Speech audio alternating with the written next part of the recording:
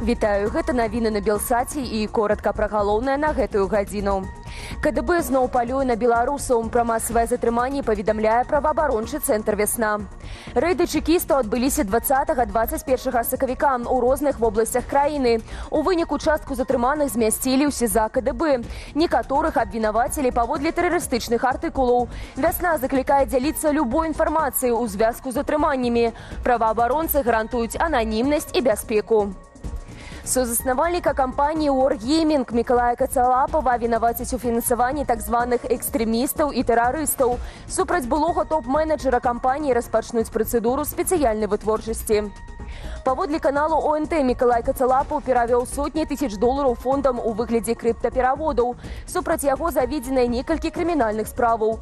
2 гады таму КДБ залучыў IT-менеджера ў спіс так званых тэрарыстаў. Мікалай Кацалапаў ужо даўно не жыве ў Беларусі. Раней кампанія Wargaming Group адкрыта выказвала салідарнасць з украінскім народам. Рэжым узяўся за рыэлтараў. Палата прадстаўнікоў ухваліла законапраект, які мусіць аблегчыць доступ да прафесіі. Аднак увядзе некаторыя абмежаванні для спецыялістаў у гэтай сферы. Дакумент набудзе моц праз 3 месяцы пасля публікацыі.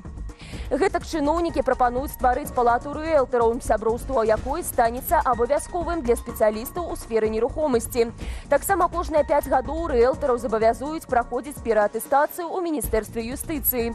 А вось патрабаванне мець профільную адукацыю адменяць. Замест атрымання дыплома з ВНУ кандыдат можа прайсці экспрэс-курсы. Паводле праўніка Міхаіла Кірулюка, новы закон скіраваны супраць палітычных уцекачоў і тых рыэлтараў, якія дапамагаюць ім у аперацыях з нерухомасцю. У гэтым сэнсе рыэлтары для рэжыму Лукашэнкі памагатыя палітычныя групы эмігрантаў, якія выступаюць супраць рэжыму і не жадаюць праз свае палітычныя погляды трапіць пад пераслед, канфіскацыю маёмасці ці немагчымасць яе прадаць. Пагроза з'явіцца найперш у галаве чалавека, які будзе думаць, ці варта рызыкаваць і браць гэтага кліента, каб гэты кліент не стаў для яго апошнім. Дзень вызвалення. Гэтак Дональд Трамп назваў увядзенне мыта супраць абсалютнай бальшыні краінаў. Тарыфныя стаўкі пачынаюцца з 10%. Паводле прэзідэнта США, такая захада ўзмоцніць амерыканскую прамысловасць.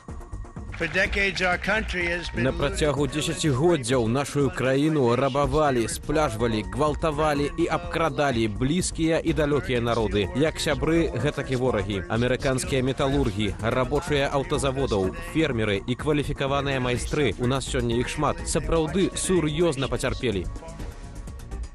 Адметна, што новыя мыты абмінулі Беларусь, Расею, Кубу і КНДР. Як патлумачылі ў Белым доме, ранейшыя санкцыі ўжо выключаюць магчымасць істотнага гандлю з гэтымі краінамі.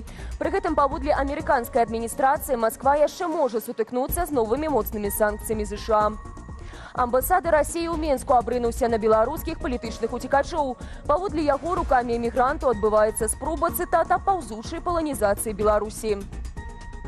Гэтая небяспечная гульня скіраваная таксама супраць саюзу Расіі і Беларусі. Закліканая сфармаваць у братэрскага беларускага народу фальшывы вобраз варожага моцнага суседа, які марыць, не зусім ясна навошта, падпарадкаваць і захапіць. Таксама грызло абураецца прасоўваннем тэзісу, што Беларусь частка заходняй цывілізацыі. Пры гэтым амбасадар адкідвае абвінавачванні ў тым, што Расія мае намер пазбавіць Беларусь суверэнітэту. Адметна, што да свайго прызначэння ў Менск ён займаў пасаду прадстаўніка Расіі ў групе для ўрэгулявання сітуацыі на ўсходзе ўкраіны.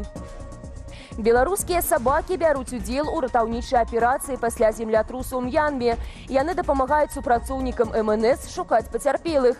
Англійскі пойнтэр Енісей і рэтрывер Дарк выяўляюць людзей паводле паху. І толькі пасля сігналу жывёлінаў ратаўнікі пачынаюць разбіраць завалы. Чатырохлапыя героі ў нашай рубрыцы без каментара.